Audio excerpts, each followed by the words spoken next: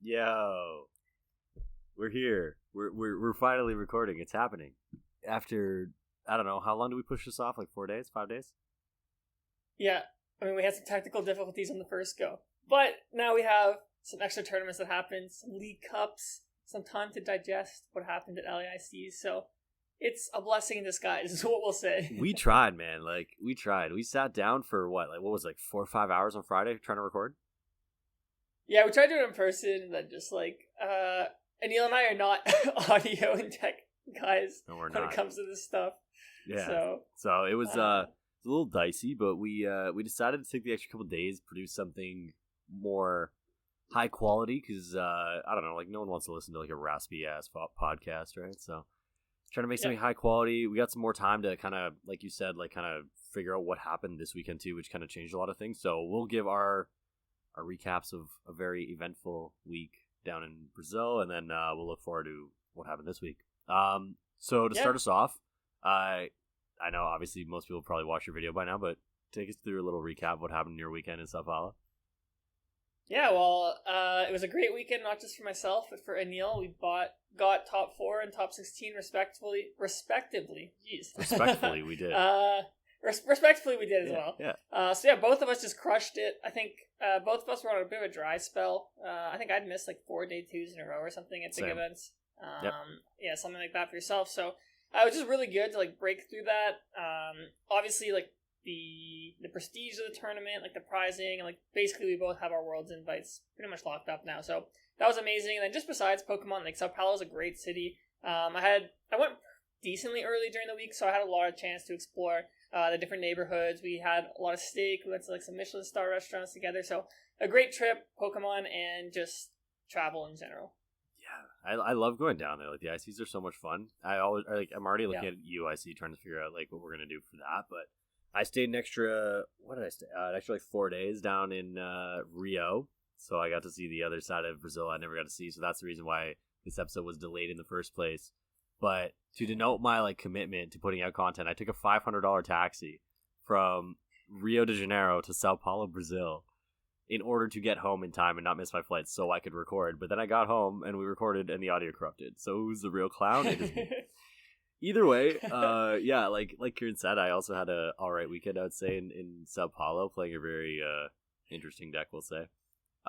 We did a little deck profile for Ciaran's YouTube channel, so that will be coming out at some point, but it was... Yeah, it'll be out at the same time if you're listening to this podcast. Perfect. Maridon with 18 energies, it's not normal, it's not conventional, it's not good either, to be honest with you. But it got us to a good spot, and like Ciaran said, I feel pretty comfortable with my World's Invite now. I'm at like sub 300, but I haven't touched locals, so it might be time for me to start showing up to some league cups. But yeah, we had a good time. Do you want to take us through maybe like not like a round by round, but just like an overall like kind of summary about your deck choice, some of your cards that you included, some VIP passes that you didn't include, and maybe a bit more? Yeah, for sure. So I definitely think I had a unique take on Gardevoir. Like, I can't take credit for it since I think Celio's network, Luke Morsa, he played it at a late night the week before LAIC, kind of put on everybody's radar. And going into the tournament, I was very dead set on playing Chen Pao. Like, I was only testing Chen Pao. Like, when I flew to Brazil, I only had Chen Pao as a fully built deck. Just because, like, at Toronto Regionals, like, I wanted to play Chen Pao, and then, like, last minute, like, I psyched myself out and switched to Gardy and did poorly. But I think once I got there and like I tested the Gardy matchup more, like Chen Pao against Gardy against good players, like the matchup wasn't free. Like initially I thought it was like still 70-30, but I was really underestimating the whole Scream Tail Iono countercatcher. And then also just like ICs are like going deep in an IC gives you so many points, like so much cash. So I was like, okay, a safer deck probably makes more sense because for Chen Pao to do well, like you have to high roll, like just regardless like of your matchups. And I'm like, if I just high roll with like Gardy, then like I'll also do well. And I've played Gardevoir before, so it's not like I was switching to a complete unknown deck. Like I know how to play it. Like they're just a little bit different with like the countercatcher and Scream Tail package. And last year at LAIC, I switched to Lugia at the last minute and got top 8, so it worked really well for me. Yeah. So I stayed with Jeremy Gibson and Mike Nato, and like Jeremy was very set on playing Gardevoir the whole week. So he had a really good list going. Our friend Lucas Zing sent me his build. It was like a no VIP build. I just like trusted that it was good, and then I kind of like combined his and like what Jeremy had. Yeah. Like Jeremy's big differences were like he played the Luminion, and I actually always hate playing Luminion Gardevoir, but like he convinced me to do it just because we had like all the 1-up supporters, and it was like the best card in my deck all weekend. So I'm glad I did that. We played Research instead of Fourth Iono, which was another amazing cut. Definitely wouldn't have done as well without that. So that was really good. So yeah, around like 12 a.m. I'm like, all right, we're switching to Gardevoir. Like I didn't even play a practice game with it. I just had faith in the deck. Yeah. And I started the tournament 0-0-2, like 2 ties. So I was like, are you serious? Like a classic Gardy start. I thought I was going to have a Gardy day. But then I just like went on a hot streak. I think I won 10 of my next 11 before tying. And Jeremy also got top 8 with basically the same 60. He played a memory skip also instead of like 4 teleportation. So, and then like we stayed in the same hotel room, played the same deck, played each other in top 8, which is like insane. So, I mean, the deck just felt really good. Like, I played 7 mirrors. I went 6-1. So I think that's the main reason I did well. I think I had a really good understanding of how to play mirror. I faced 0 Valiant, which was great. I basically just faced all the meta decks. Like, I faced, like, Giratina a few times. I faced Charizard. I faced Chien-Pao. I'm forgetting some other... Oh, I faced Snorlax Stall twice, which is a pretty good matchup for the build I had, since I included cards like Professor Turo and Palpad. So...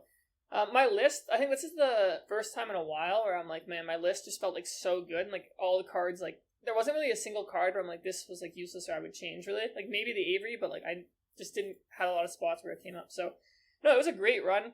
I think I could have played the last turn in my top 4 a bit better, but I would have got farmed by Valiant in the finals anyways. Yeah. But yeah, it was really happy. It's really great. Like I hadn't played a major event top cut since Vancouver last year in March. Which I mean, I guess it's only like, I don't know how many months ago that is, but like 8 months ago. 8 months, yeah. Yeah. So it just felt good to like be playing Pokemon at a really high level again. I just like had like all my friends and family back home like every round like cheering me on, like even people who don't know how to play Pokemon. So, and like all my friends were just there like cheering me on. So like, just the energy was really good, and like I felt I was playing for the most part like really good Pokemon. So just a really great weekend for me. Yeah, bro, it was good. You deserved it. Like you and I both, man. We went through some big dry spells. Like I was going through like the worst spell of my Pokemon career for sure. The first like 3 months of this season, just because I feel like I didn't really care. Like I was so like demotivated by Worlds last year, where it was just like I felt like I worked my ass off to get to Worlds, and then I just got bumped to day 1, and I was like, okay, so why did I do this? And so like the first like 2-3 months of this year, I had like no motivation, and I just was not playing well. So similar to you, like it just felt good to play like high level Pokemon again, man. Like I missed it. Yeah, I think you're probably similar to me in the sense that like I like the game obviously, but like I'm a competitor. Like I love playing like high stake matches. Like I love playing like games where it's like do or die. Like I just think the pressure it puts on yourself and like your opponent, and just like that feeling when you pull through like the winning into top cut or like the winning into day 2. Like it's such a great feeling, and like just and internationals are just like different. Like they're like bigger tournaments. So like they just feel different. So I think, yeah, it was great for both of us. And, like, we were both in contention the whole time. Like, you even had enough match points to bubble into top 8. Like, you just unluckily had bad resistance. But, Thanks, yeah, it was just, like, a great weekend for the boys. Yeah. Thanks, Shout out Jeremy. Yeah, like, I like, speaking to your point where it's, like, those high-stakes matches, like, I'm, like, one of those players where I don't get into day 2 as often as I would like. But when I do get in, like, I normally go off because I enjoy those high-level matches. I hate, like, playing like random people, like, and not to make it sound in a bad way, but I find it so much harder to get up for like random games in like round 4 than I do in like round 14, where I'm like, okay, I'm focused, I'm dialed in, like I know what I got to do. Whereas in round 4, I'm kind of just like groggy. I'm like, oh, damn, I got like 5 more rounds of this. Like it's already 3 p.m. What the hell's going on here? Like, so I don't know. Like I feel like I'm one of those players too, where I'm a competitor first, and like when we get put in situations where like our backs are against the wall, we normally do better than if we were in like more of a lax situation. Speaking to that, like my last round, my round 15, I thought I did win into top 8, so that felt good at the time. I was like, okay, we're chilling, like we came through in the clutch. And then I realized that I got down paired to Ciaran and Jeremy back to back, so my resistance was a bit dog water. But yeah, no. Yeah, there was... Oh, no, sorry, finish your thought. No, I was gonna say, yeah, it was just an amazing weekend. Like just to... Yeah, like... You go ahead. Okay, sorry, I'll just go. There's like 7 people at 34 match points. Yeah. And like, yeah, you were just like really unlucky that you got those down pairs, and we've talked about this before, but like the day 2 resistance system makes no sense. Because like, they pair you based on record, but like people go into day 2 at different records. So like, let's say you're like 7-1-1 and you go into day 2 and you lose round 1 and you're 7-2-1. You could play a 7-2-1 who was a 6-2-1 who won their first round, Or you could play against another 7-1-1 who lost their round. So then, like, you're facing someone who either is, like, 1-0 or 0-1 at the same record, which, like, obviously can't happen in day one. So, like, day two resistance is literally just a fiesta. Like, it literally is just, like, so random. Yeah. And, like, I just think, like, I don't understand why they haven't switched it yet to cumulative resistance across the whole tournament. Or just include people's day two records, like, into final resistance. Like, yeah, we'll probably see people's, like, average resistance be, like, in the 60s now, if you do that, which is fine, because comparatively, everyone's going to get a bump. So, I don't know, I feel like if you go into day two with, like, a high record, like, you actually, like, sometimes don't get good resistance, which I don't really think is fair. It just feels like very random. Or what I would really love to see, I understand there's time constraints, but I think for internationals it's fine since we have 3 days. Like, I'd love asymmetrical cut at the internationals. We had it at Worlds that one year, but like, I don't see why we can't just, like, if we have to asymmetrical cut, like, we can play top 4 games on Sunday. Like, that's fine. Like, or just like they're shorter in general the day twos. So, like, I feel like there's enough time to, like, because you don't play the finals. Like, there's enough time to, like, play those asymmetrical cut games. That would be just, like, my improvement, I guess, to the current way it's set up. Because, yeah, it just feels bad. Like, you went 5-1 day two, which is, like, a fantastic record. And then, like, you just got, like, unlucky because Tom paired you against people who just didn't have good day twos. Thanks, Tom. Yeah, like, it just felt, I don't know, it felt like one of those things where this happens a lot, like, where you just get in a 6-2-1, you kind of know, you're like, oh, I'm kind of screwed here. There's, like, no margin for error, and, like, I knew that, so I was, like, I think it was 4-0 going into my match against Jeremy in round 14, and I just got off stream, so I didn't really realize, like, it didn't, like, obviously I realized, but it didn't, like, hit me, where it's like, okay, if I win this, I'm in top 8, if I lose this, I'm out, probably because of my resistance. And I didn't realize till after the game, I was like, oh, damn, like, I got down paired. So I'm kind of boned. But I agree with you. It's kind of stupid. Like, I agree that you should reward the players that are, like, 8-1, whatever, 7-1-1, going into day two. But, like, I don't feel like this resistance system really rewards that. Like, it's more so that they actually kind of get punished. Yeah, it's more so just you need less match points. Because if you were 8-1, for example, on day one, like, on the way to 8-1, you're going to be playing better opponents day one. So, like, I think that should be factored in. Because, like, someone who makes it to day two at 6-2-1, like, they might have been, like, 3-2-1 at one point, or 2-2-1. So, like, their path to getting 6 wins was definitely easier than someone who got 6 wins, like, by starting the tournament off really hot. And we've been there. We've been there. Yeah, no, exactly. I mean, like, last year at LAIC, I was, like, 3-2-1, then, like, I pulled it back. So, like, I mean, I didn't need to bubble in, but, like, still my point stands, though. It's, like, having everyone reset the resistance, like, doesn't make sense, especially since we already have a system that is supposed to reward you for having more match points going to day two. Mm-hmm. So yeah, that would be an interesting change. But speaking about, again, day one, so you were 6-2 and you decided to ID round 9. Yeah. So I know we've always talked about, like, at regionals for sure. I don't think you ever tie at 6-2. But internationals, I think, is a bit different because, like, there's so much points and money on the line. So was that kind of, like, going through your head when you were like, okay, I'm going to ID here at 6-2? Yeah, I really thought about it. Like, I wanted to play it out because I also started 6-1. So I was basically locked in after round 7. So I was like, okay, I have a round 8 for free. I slimly lost round 8. Cool, whatever. It's going to happen. And then going into round 9, I thought about it. I saw it was an Italian guy. I knew there was an Italian guy sitting next to me earlier who was playing Lost Box, which is, for my turbo hands build, quite free. So I thought about it. I was like, maybe I should play. But eventually I sat down and the guy was like, hey, man, you just want to ID? And I was like, all right, let's just ID. And because you can kind of bet on yourself in that situation. You can just bet on yourself to say, like, all right, I'm going to not drink my lights out tonight. I'm going to come tomorrow prepared. And we're gonna rattle off a few straight here. And, like, obviously sometimes it doesn't happen. Like, there's been a couple of internats. I think every single NAIC I've been to, so it's 3 now, I day 2 and then just got slapped on the second day. So, like, it doesn't always go the right way, but, like, sometimes you can kind of bet on yourself and just go. And especially, like you said, when, like, top 64 is making $2,000, it almost feels like you just got to bet on yourself and just go 3-3 the next day you're winning $2,000.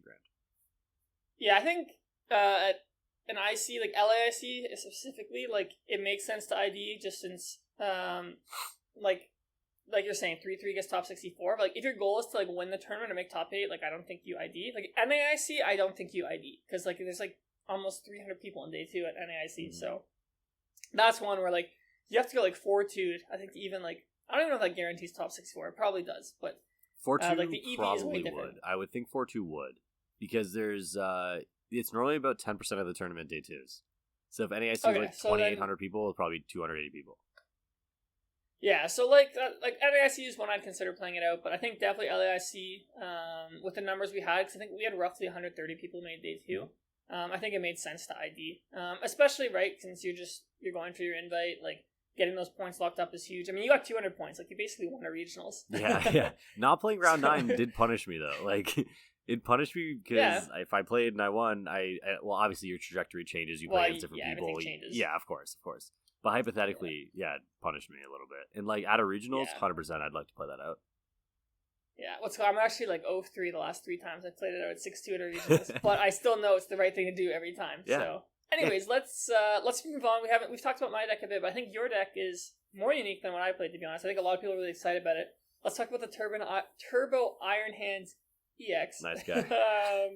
Can you kind of tell me the thought process of how you got there and how it performed for you over the tournament? Yeah, like. The thought process was there wasn't very much thought process, to be honest with you. It was more so just like, everything feels awful. What can I do here? And I saw this list. One of my buddies sent it to me, and I said, you know what? This looks awful. And I dismissed it for about 2 days. And then I went back to it. I circled back, and I was like, all right, nothing feels good. Let's just play to win on like turn 1 or 2. And like, let's just not worry. Because I was worried about ties and like, I don't know, all that stuff that pops in your head at ICs. You're just like, I just want to maximize my points. Like, let me be done. My rounds after 30 minutes sounds pretty good. But yeah, I played Turbo Hands. My list is obviously on Limitless now. Everyone can see it.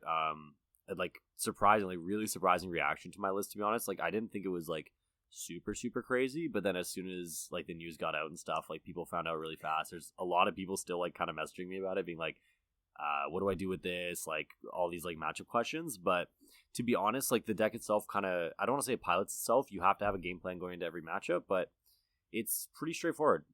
If you hit your gens, you're chilling. If you don't hit your gens, go next. But it's just one of those decks that is a binder drop. I got inspired from the LDF episode when you said I'd like to binder drop at Internats, and so I did. Yeah, I mean, when you sent me that list, I figured it was the night before the day of, I just looked at it, I'm like, yo, this is a horrible deck, but it's Aneil, so I know he's going to do well. I'm like, this is a very Aneil deck. Yeah. And I'm being a little hyperbolistic when I say horrible, but yeah, it's just very unconventional. I mean, you had cards like Peony, which I don't think I've seen in a day 2 in months, maybe even a year. Yeah. You're playing Raihan in a Miraidon deck, which was crazy. You're playing 18 Energy.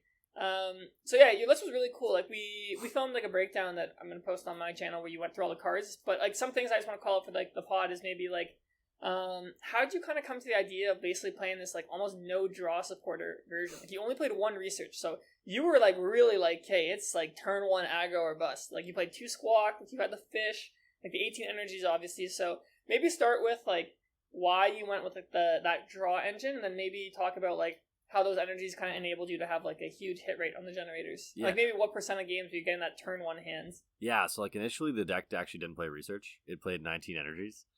And that just, I don't know, man. Like, it just felt awful. Like, even worse than the deck actually was. But, like, cards like Peony, cards like Arvin, like, you know that your game plan is just to run over your opponent, and that if you don't, you're probably going to lose. So, my idea behind that and why I didn't change a whole lot from what I saw online was just, like, you know what you're doing. You might as well stick to what you know and, like, what your deck's game plan is rather than to, like, try and accommodate for everything. So, I do this thing sometimes where, like, I'll take, like, a meta deck and I'll try and like overtech it and I'll just do too much. This was like one of those things where I was like, you know what, I'm gonna win by turn 2 or I'm gonna lose by turn 2, and that's fine. And so like with that, and if you're playing the deck now, you're kind of picking it up, trying to learn it, you squawk turn 1 every single game, and the games you do not squawk turn 1, you will lose. Like I almost promise you will lose, because you have no way to kind of like refresh your hand after that. Like it's one thing to squawk into 6 energies, but like you're squawking with the chance of getting another supporter, another Arvin, or a boss, or whatever you need, because you realistically have no way of getting those cards otherwise. So that's kind of the idea behind the deck. Like you're super turbo, you're trying to hit those gens. I would say, so I sat down at one point, I tested like, I think it was 60 hands or 70 hands or something, and I was hitting turn 1 iron hands about 60% of the time, which is like absolute crack show. And and that's also the reason why I chose to go second. I blind chose second every single game for 15 rounds, and it actually somewhat didn't punish me, which was surprising. But I also dodged Zard, I dodged Mew, and like we've talked so many times in this pod where like you have to obviously have Tom on your side, you have to have all these things go your way for you to go deep in a tournament. So all those things went both of our ways, and for the first time since like, I don't know, 2015, we both did exponentially well at a tournament and didn't like kind of start hot and then die or whatever. Like we just kept going. And we were neck and neck right until the end there, and then I lost in time. I think it was like turn 2, game 3 to Jeremy off of a catcher Flaffy's scream tail around it for like 2-3 turns. Yep. I couldn't draw energies and I couldn't get out of there. But Jeremy played it really well. Your guys' list was unreal. Although I tried it today to League Cup and got farmed, but that's neither here nor there. I just don't know how you found Ralts, but that's neither here nor there. It was fun. It's fun playing a different deck. It's fun having like kind of that deck associated with you. That's something I haven't felt in a long time. The last time I had like a really like weird deck that was associated with me, I think it was like 2022 NAIC, when ironically I played Flaffy. And I had the same gold Flaffies that I had day 2'd with that time, so that was the last time I really had like some jank associated with my name. And I'm jealous of LDF, bro. I want to be associated with jank, so yeah, nice why not, man? drop. Yeah, it is really cool. Yeah, that's awesome. Because I think definitely we saw a lot of people coming out of LAIC like really liking your deck. Like I think it was probably the most unique deck to make top 32. So I think we've discussed this kind of like off the pod. Like, do you think your deck did really well because it had a bit of that surprise factor? Like people didn't really know what was happening. So like I think now, like if you said like if you take that deck to like a League Cup or like even maybe a regional and they know it's you, like you think your opponents can play around the deck differently. Yeah, I took it to a challenge in a cup and got absolutely clapped. It's like it's one of those things where like once they know your strat and they know their hand like not only is safe, but like there's legit nothing you can do, it changes a lot of things. So my opponents were choosing to go second. They were like holding huge hands and like all that stuff, so they knew what I was doing. And it also changes like kind of how they play. So if I'm like sitting down, I sat down against a Gardevoir player the other day, and he had Ralts and Zacian in his hand, his opening hand, and he literally started Zacian.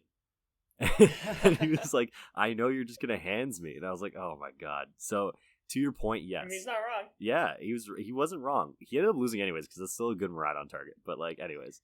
Yeah. It's one of those things where I think now the cat's out of the bag. I do think it's a lot worse than it was. Is it unplayable? Absolutely not. Like you can still take it to a cup. You can do very well. Take it to regionals.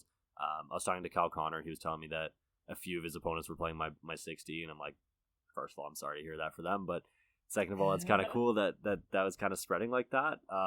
But yeah, I think it's as long as people are taking it and altering it and not just playing the exact same 60, I think it's fine. Maybe throwing an Iono. One cut I made myself was cutting an energy for MUEX. I think that's pretty good. And honestly, as long as you sit down across your opponent, they don't know what you're playing, you're still chilling. It's just the moment that you sit down and your opponent knows exactly what you're playing, you're in trouble. And like, I think with your list too, you can kind of attest to that a little bit. Like, you didn't make any like crazy cuts that would detriment you in any way, but you obviously didn't play VIP Pass, which is kind of like a foundational element of your deck. It's worse if you like don't play Crest or something, but it still makes a difference, right? If your opponent knows what you're playing. I mean, I think my deck, like the reason you cut VIP Pass, it's a little greedy because you can make space for all these like other powerful tech cards. Like I was playing Professor Turo in my deck, which I faced Snorlax twice, which was huge. Like I put Worker in my deck, so if I played some Path decks, like that was huge. Like I played Crest and Scream Tail in my deck, which was huge. So I basically just had like all the options at my disposal. But I think for you, like if you flip over like Miraidon, or even if you flip over Iron Hands, like people just assume you're playing standard Miraidon. Yeah. Like even now, if someone played your deck at regionals and like if they flip over Miraidon, like I would assume they're playing normal Miraidon. So I think you were like telling me during the tournaments, like you were like ripping like double energy off like generator like half the time your opponents were like getting tilted. Yeah. Like, because them, they're probably, how's this guy ripping this still? And, like, in your head, you're like, I play, like, 18 energies, man, so. Dude, I said it out loud. Like, I said it out loud, like, I think 5 or 6 rounds out of the 9 that I played day 1, where I, like, after the round, I would literally pull out all my energies. I'm like, look, bro, like, I'm not capping. I play 18 energies. Like, I swear. Please don't be tilted. And you can see, like, the tilt wipe off their face, like, instantly. They're like, okay, like, this guy is not actually just playing 10 energies and sacking every time. Like, he's playing more. And I think someone ran the numbers. It was, like, I think it was like 52% chance that you're hitting 2 off a gen, like before thinning. So then you factor in like a tandem unit that's thinning 6 cards. You factor in like a squawk that's going to draw you some cards. Like you have a really good chance of hitting energies. And like when it doesn't hit energies, obviously the deck kind of dies. And I missed energies against Jeremy a couple times and I lost instantly. And so like we talked about it on your channel as well, like with the Gardy matchup. Like you hit turn on hands, you win. You miss turn on hands, you lose. And it's almost like automatic like that unless the Gardy player's bricking. So, like, yeah, like, any little thing that people can do to kind of, like, alter that. So, say someone, like, puts up a Zacian first, or, like, you use, this happened a lot where I would, like, amp you very much, and then someone will put up, like, a big, like, I don't know, Gardy EX or something, and Ionomy. They're like, all right, do something about it. And I literally can't because the deck plays no draw or nothing. So if you don't have Arvin for escape rope or boss, there's nothing you can really do. So there's a lot of like arm presses into Guardies, a lot of like awkward things that I wish I could change, but that's inherently what the deck is. It's just a pile. And it plays like a pile. But it's it was my pile and I enjoyed it. Yeah, I mean, it's pretty linear, right? It's like, if you get turn 1 hands against, like, half the decks in the form, anything that evolves, against Gardevoir, against Chempal, like, it's just so much pressure on them that, like, you're gonna run them over, and, like, your last 2 prizes, like, you can just transition to playing, like, Miraidon, like, you and Raichu, like, use Miraidon, use Raikou if you have to, so. Yeah, and the one thing I would say, too, is, like, I've been dogging it about, like, how linear it is and stuff, but there's definitely, like, a lot of weird, interesting plays you can pull off, and I think, like, in testing it, in so much, and with how much I tested it, like, I learned all those things, and like, you get punished statistically a lot. You have to thin perfectly, you have to sequence kind of perfectly, like, because you're only playing 3 or 4 turns in a game. If you make mistakes, those mistakes are magnified like crazy. So, there's a lot of, like, little decision-making. So, like, the most common one is, like, do I Fleet Foot or do I Generator first? And, like, that's always one of those things where it's like, okay, do you need an energy to attach for turn? No? Okay, you Generator. Do you need an energy to attach? Yes, you Fleet Foot first. And that's kind of what it kind of got broken down to be by some of, like, the Miraidon sexuals out there, like, before the tournament. And so I kind of just ran with that. That was my mentality. If I wanna hit Generator, like, let's say I want to hit Generator on the bench, do I Fleet Foot it first so I can thin my deck if I draw, like, Nest Ball or something, or no? No, because your deck statistically by that point is more likely to contain energy than it is anything else.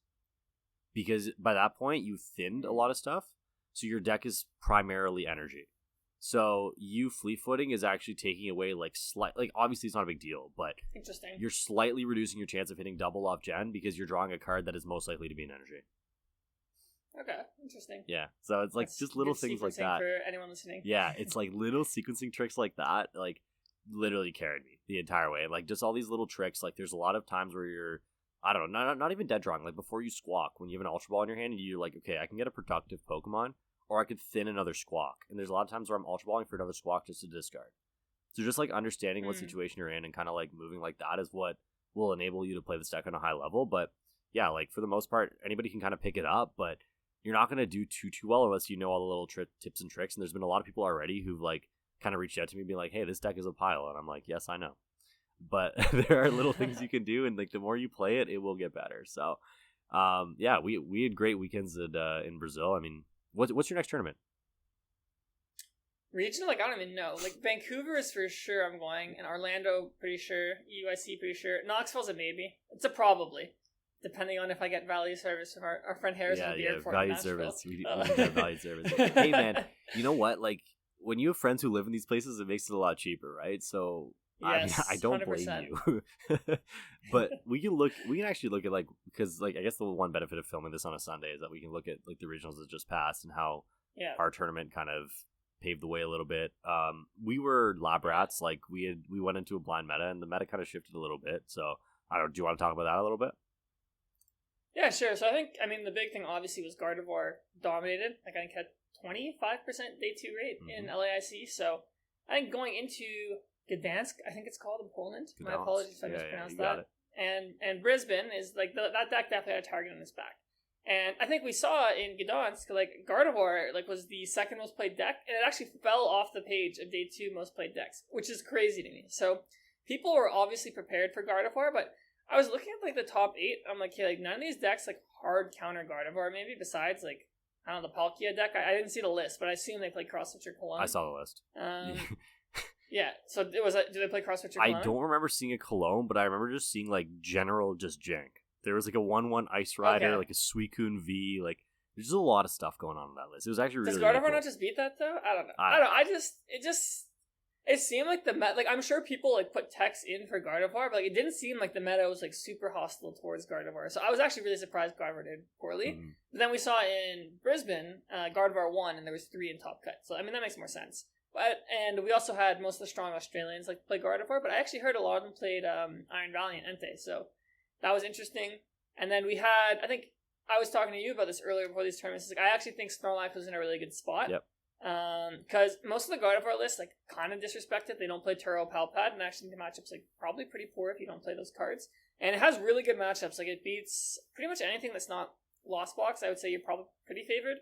or Aneil's 18 energy deck is good. Yeah. So we saw that take down Gdansk. I wasn't super surprised. I think he played like 2 or 3 Charizards in cut, which is a fantastic matchup. So I think Snorlax Stall is very interesting now. I think it's shown that it's a tier 1 deck. So now we got to see now if like Minior starts seeing some play, because if you are scared of Snorlax, like one card basically auto wins the matchup. I had mine in my bag today at my League Cup. I was scared. Yeah? Yeah, I did. I mean, I don't know. Is Snorlax the best? I mean, you can probably win a game in 30 minutes as long as your judges are diligent about slow play. Well, we have our one like token stall player in our area, so we know like if he shows up, like he's get Jerry Zoo. You get a shout out here, buddy. Yeah, Jerry Zoo. That's right. We all know if you show up, you're playing stall. So I have my Minior in my bag always. Yeah, so I think Snorlax now it introduces this like wrinkle into the format where it's like, do I respect Snorlax? Do I just like not respect it? Like, are stall players gonna think people respect it? Can other people respect Snorlax for me and keep it down? Yeah. So, I mean, I know when I went to LAIC, like I respected Snorlax. Like Turo was a good card in general, just for like picking up Gardevoirs, getting energy off the board. But in my head, I'm like, I actually know Snorlax is a good deck, so I didn't want to disrespect it, and I had an answer to it. So I think going forward, you might see an uptick in Turo and Gardevoir. Other decks can't really fit cards as much. Like you kind of have to play Minior, for example, if you're playing Charizard. And that card doesn't have a lot of utility in other matchups, so I'm curious if we'll see Snorlax start rising to maybe even like the first page, like the meta play, like it'll get to a 5 to 10% type of deck. But even historically, like when Stall has been tier 1, like it's never really reached like big play rates. We had like Pidgeotto Control for a while, which had a great day 2 conversion rate, but I don't think it was that popular. We had like Mewtwo v Union was a really great deck, but it didn't see like a crazy amount of play. So I think Stall has a very dedicated player base, but a lot of players just don't like playing Stall. Yeah, so I don't think it'll be there's so much big. But there's so much to do with like as well with like, do I have somebody to test with? Do I have? Are people just gonna quit on ladder when they see I'm playing Stall? Like I think that's like a huge factor. And, like, I was even talking to a couple of my buddies, like, leading up to LAIC, and they're like, yeah, I was considering Stall. And I'm like, what happened? They're like, I just couldn't test the deck. Like, to be honest, like, if I'm in a time crunch and I log on to live and I see a Snorlax, I'm just quitting. Like, especially if I know my deck beats that deck, I'm like, I'm not wasting half an hour doing this. Or vice versa. Like, if I know my deck just loses to that deck, whatever. Like, I'm out. And, like, good luck finding a guy to sit down with you for, like, 6 hours testing Stall, right? Like, and I think as much as that's like a first world problem, I think it actually is a pretty real thing, and I think it deters a lot of people.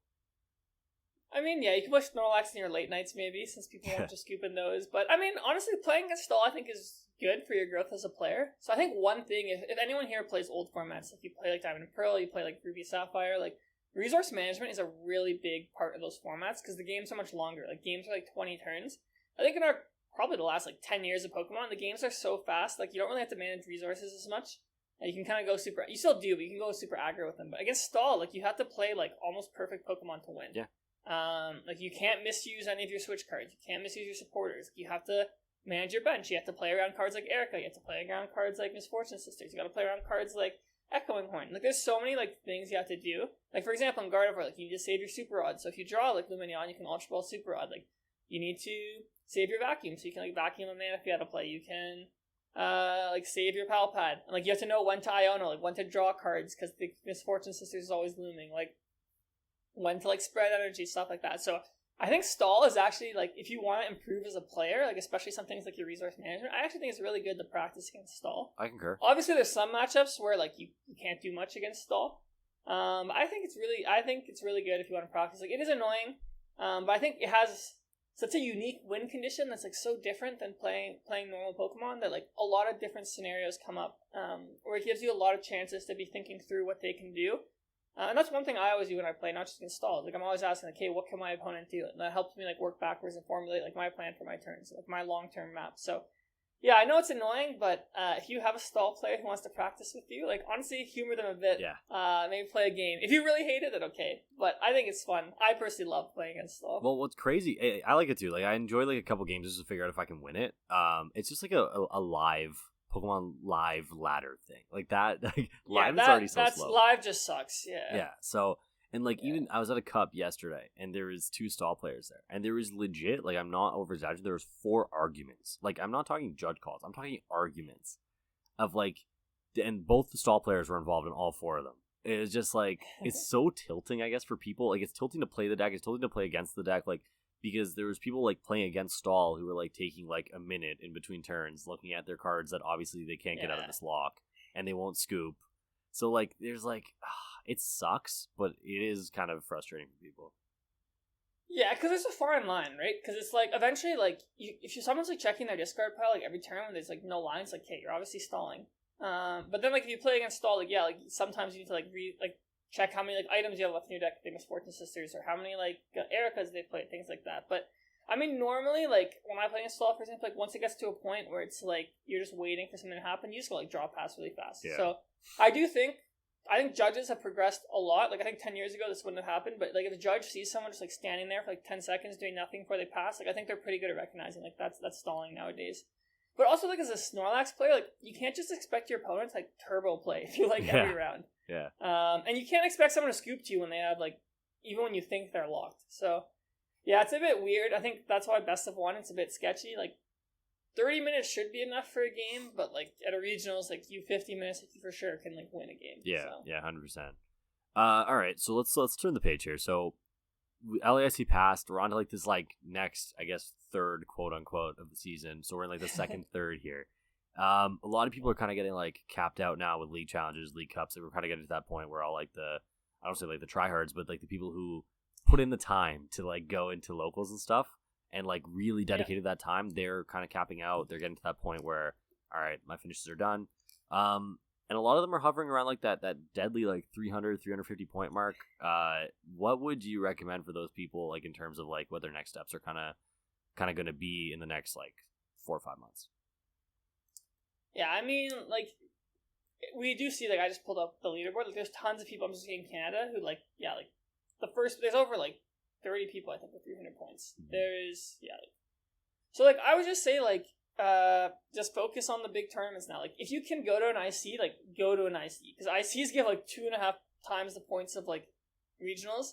So like, I know a lot of people like in LAIC like, oh, I just want top 512 because they get like 80 points or whatever, or it's 60. I can't remember how much it is, but I'd say like that's probably like a bad mindset. Like I think it's a really bad mindset when people are like trying to like perfectly map out like their season. They're like, oh, I'm gonna get like 350 points from local, then I need to like top 256, like 3 regionals, top 128, like 2. Like that's just a bad way to go about it, because it's almost like limiting yourself when you're saying that you're not like thinking like, oh, like I can like go deep in a tournament, like have some good runs. Like this is like a bit privileged of me to say, but it's like I don't even like keep track of like my points like during the year normally, or like I don't go into a tournament. I'm like, yo, I need to get like top 512. Like my goal is always like, I want to prepare for this tournament as best I can. I want to play the best Pokemon I can.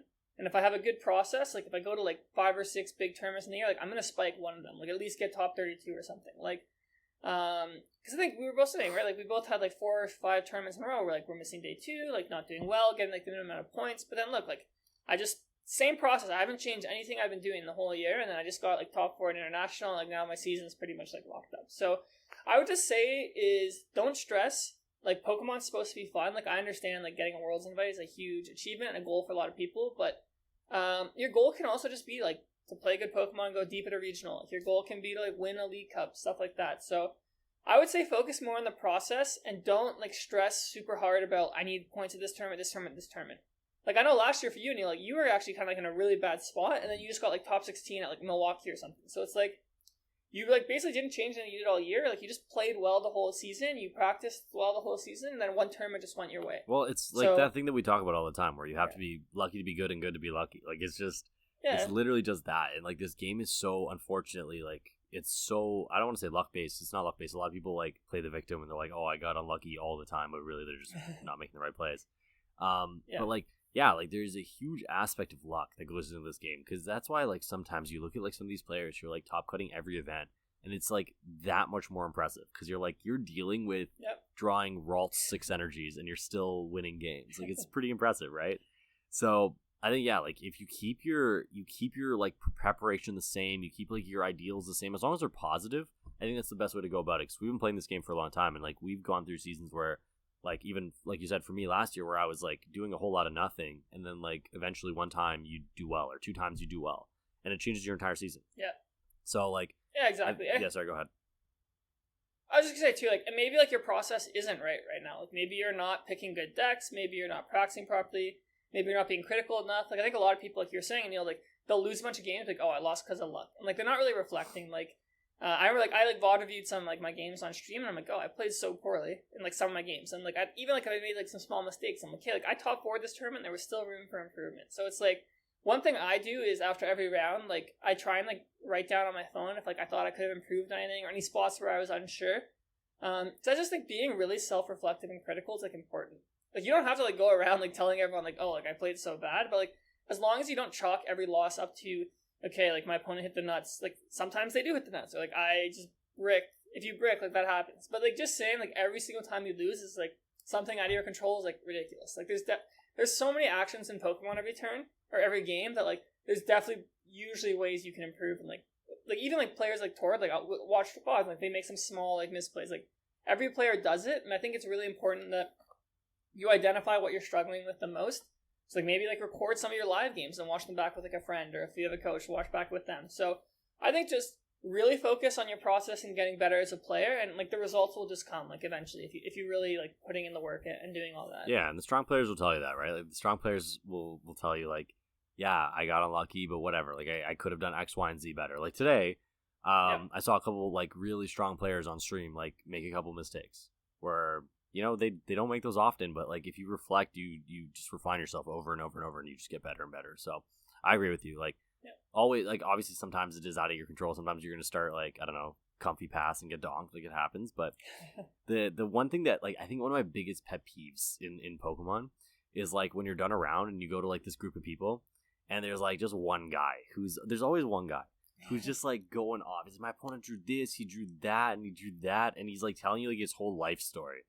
And you're like, broski, like let's get to the point here. And like normally there's like one point where they're like, yeah, my opponent did X, Y, and Z because it's best of 3 now, right? It's hard to get unlucky twice in a row. There's always one point where they're like, oh, I did this when I shouldn't have. And it's like, okay, that's what you should be taking out of this. Not so much like, oh, I got unlucky twice. Like, okay, sure, whatever. But you go next, right? You just take out what you can improve on and what you can handle. Like, I make mistakes all the time. I top 16 that tournament. I made probably 3-4 big mistakes, right? You top 4, you made some mistakes. Like, it happens. It's just about limiting them and finding, like, that balance. I think that's hard for new players, like, who are kind of just learning. So, it's good to kind of, like, have fun and stuff. Exactly. I think it's a big jump from playing League Cups to like playing regionals, especially if you play in an area where like your locals are smaller. Like maybe like the quality of your opponents is lower, or like you're playing less rounds. You're not playing best 2 out of 3. So even maybe in your practice, like start incorporating playing best 2 out of 3 with a timer, like things like that. Like try and like simulate like big event results or conditions. Mm-hmm. And then if you're like newer to playing big tournaments too, like it's pretty hard to just like do well right away. Like we've seen people do it. But like just know, like it's your first few times playing at regionals, or your first time playing international. Like you're getting used to it still. Like most of the best players in the game, like they were not good when they started. No, like I think Aneil and I can both attest this. We were both horrible. We were garbage. Like, like I went to like 15 like city championships, which are basically league cups, before I got my first top cut. Yeah, and this was back in seniors, which is even easier. Bro, sometimes so I still am garbage. Like it happens. Yeah, exactly. Yeah, so like don't expect. Like it's kind of hard to expect yourself to like pop off right away or get like an invite like right away. Like it's something you have to work towards. Like none of us here like got it in our first year playing. Like I think most players who've made worlds like didn't get it their first year playing. So as long as like you're having fun playing Pokemon, you just keep getting better. Like I promise you, like you'll eventually start getting like some of the results that you're looking for. Yeah, and like we talked about as well. Like you got to be process oriented, right? Less so results oriented, more process oriented. Like kind of 100%. Yeah, sit there, figure out what you're doing right, what you're doing wrong. And like one big thing I do right now, and like it's one of the things that I'm trying to improve on, is like in testing a lot of the time. And this is also the reason why like my first 3 regionals of the year were just spikes. I'd just be testing, and then I'll like chalk up like these hands of like, I don't know, like Lugia 6 energies to like, oh whatever, just go next.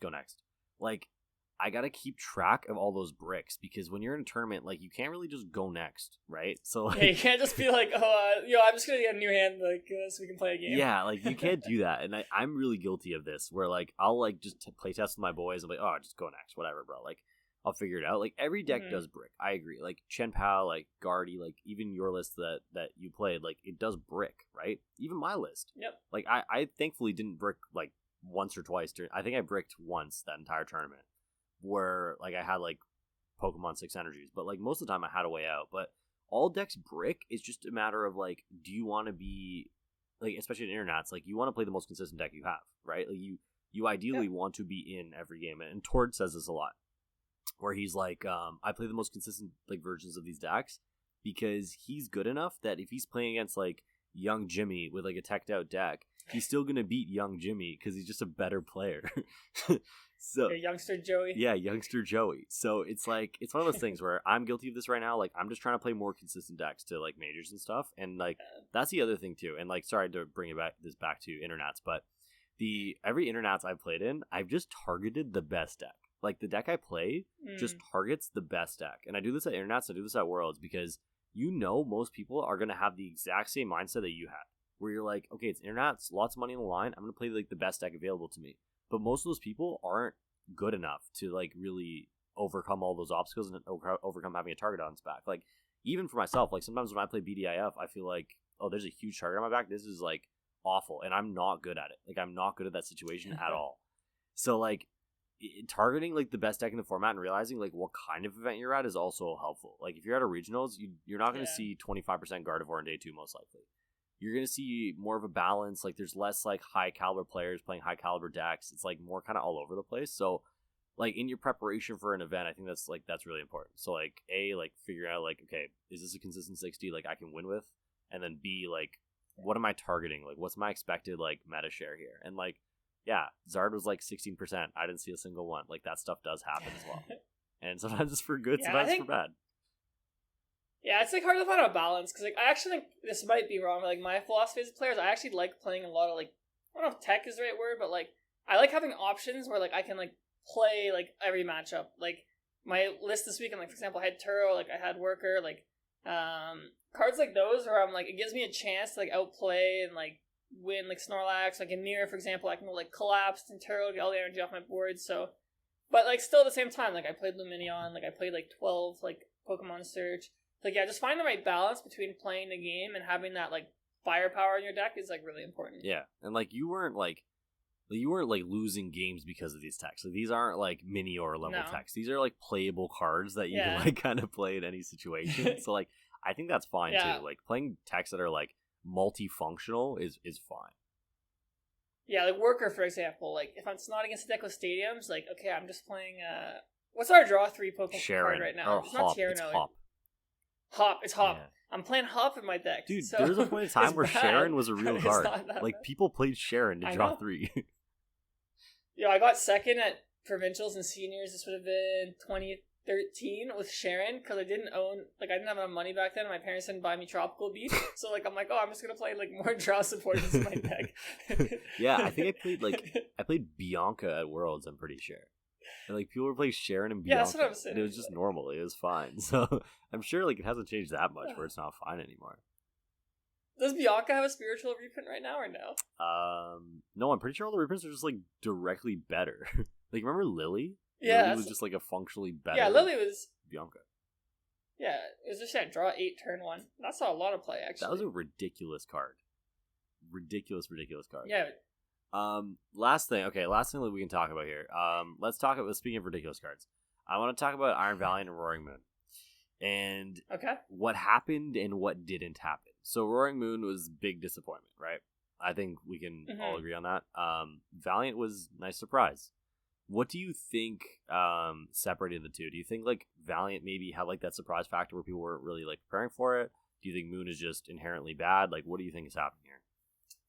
I think a couple things. Like, I don't think either deck like surprised anyone, to be honest. Like, I think Roaring Moon going in, most people are like, yeah, this is like a tier 2 deck. It's very linear. Its strategy is the same every game. We also didn't really see like many top level players play Roaring Moon, so we didn't have like top pilots on it. And we also, I don't know if the deck had a lot of like iteration on like the optimal list. Like, I still don't think anyone's come out with like this is the way to play Iron Valiant or Roaring Moon.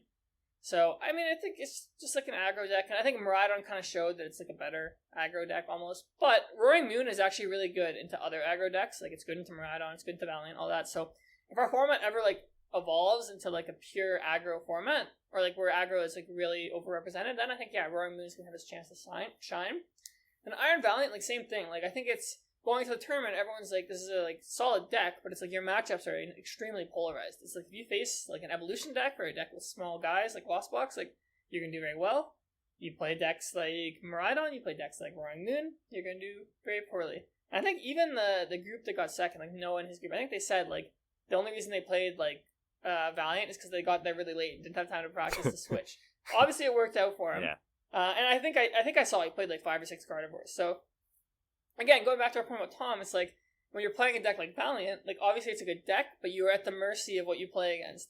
So if you like let's say there's like 50 people playing Valiant in a tournament, like at least some of them are just going to get good matchups where they play a bunch of like evolution decks and do well. So I think they're both, especially Valiant, very meta dependent. So if you're locals, for example, like everyone loves playing Gardevoir, loves playing Chenpao, loves playing Lost Box, then yeah, bust out the Valiant at your locals. Yeah. But if you know your locals is full of people who love to play Miraidon, like probably keep it in the deck box. Yeah. So, and like I think that's where both those decks are at. Yeah. I tried Valiant too. I tried Valiant like I think it was 2 days ago. It was it's like actually pretty difficult to play. Like there's so many like little different things you can kind of do with it, and you have Yoga Loop and all that stuff. So it was cool to see it do well and all that, but yeah, I kind of agree with you in that sense. Like, I think they both know where they're at in meta.